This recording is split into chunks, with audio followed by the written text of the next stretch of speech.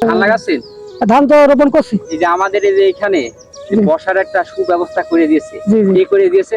এটা ওই দুর্গাপুর পশ্চিম পাড়ার মহাতাব মোল্লা, মৃত মহাতাব মোল্লা, ওনার বড় জামাই একদিনকে পরিদর্শন করতে আসছিল এই মাঠে, এসে দেখে যে এই মাঠে খুব করুণ অবস্থা।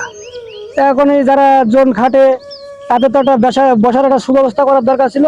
সবাই আবেদন করে বলা হইলো, বলার পরে ইনশাল্লাহ উনি উদ্যোগ নিয়ে এই বসার জায়গাটা সুন্দরভাবে, এখন মনে করেন যে এই মাঠের লোকজন যা আছে সব ওই জায়গায় বসছে, খাচ্ছে, সরছে, নামাজ পড়ছে, সব ইনশাল্লাহ ওই জায়গায় ভাসছে। তো এই যে একটা উদ্যোগ নিয়ে কাজ করেছে, যদি ওই রাস্তার পাশে আরেকটা যদি এই সুন্দরভাবে একটা এরম একটা ব্রিজ করে দিত, তা আরো সুন্দর হইতো এই জনগণের। যাই হোক, এখন মানুষ খুব উপভোগ করছে ওই জায়গাটায়, বসছে, সরছে, নামাজ পড়ছে, খাচ্ছে, দাচ্ছে, সবই ওই জায়গায় করা হচ্ছে। সে সবাই দোয়া করছে তার জন্য যে ইনশাল্লাহ সে যেন বেহেশতে নসিব হয়।